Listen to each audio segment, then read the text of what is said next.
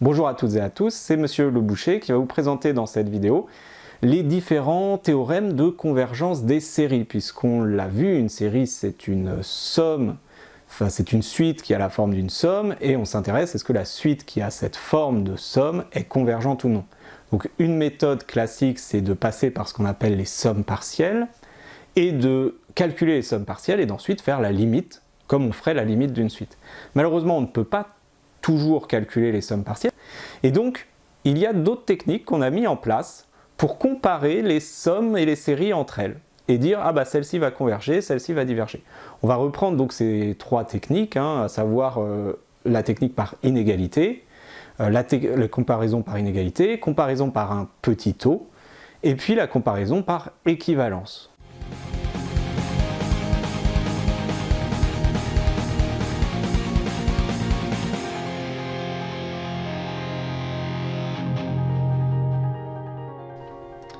Alors dans cette vidéo, nous allons rappeler les trois méthodes pour comparer les séries avec des séries que l'on connaît, puisque dans la vidéo précédente, on avait vu les séries usuelles, donc on a un catalogue de séries dont on sait qu'elles convergent, quelles sont les conditions pour lesquelles elles convergent, ou non. Et du coup, on va utiliser ces séries pour les comparer. Il y a trois méthodes pour comparer des séries. La première, qui est la plus difficile normalement à mettre en œuvre, mais aussi celle qui va nous donner le plus d'informations, c'est par équivalence. Il y a trois hypothèses. Il faut que les termes des deux séries soient équivalents, en plus l'infini. Il faut que les termes soient positifs, et ça c'est quelque chose qui est très important, qui est à chaque fois une des hypothèses. Alors, positif à partir d'un certain rang, parce que si au début ça fait -1, plus -2, et puis plus3, plus 4, plus 5, etc. Bon, peu importe. Mais il ne faut pas que ça soit du genre une fois positif, une fois négatif, une fois positif, une fois négatif. Il faut que ça soit tout le temps positif à partir d'un certain rang. Et si, alors dans ce cas-là, pour l'équivalence, UK et VK sont de même nature. C'est-à-dire que si la série des VK converge, la série des UK converge.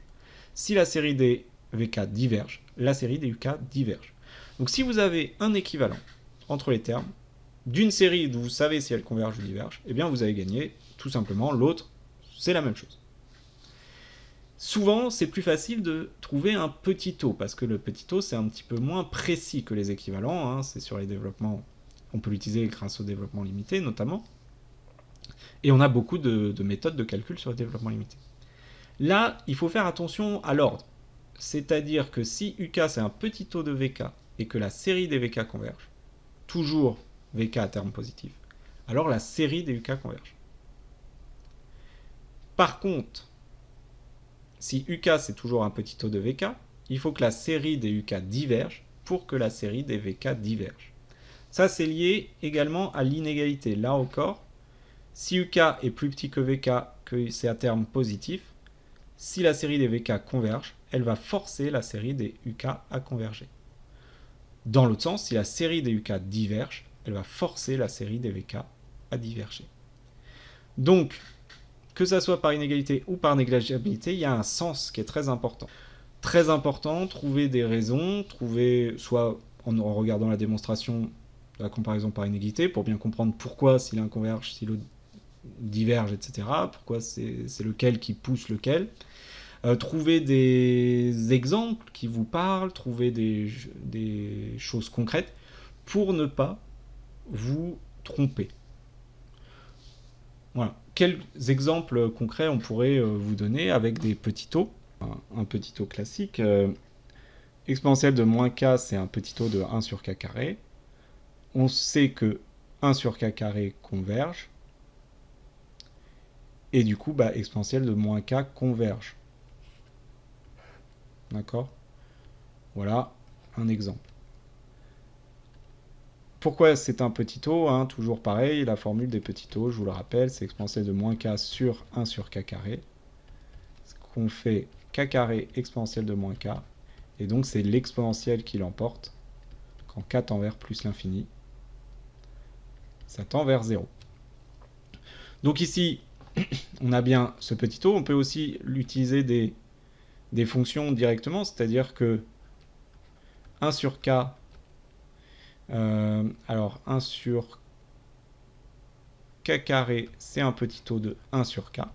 Pourquoi? Parce que si je divise par 1 sur k, c'est comme multiplier par k, ça fait k sur k carré, ça tend bien vers 0.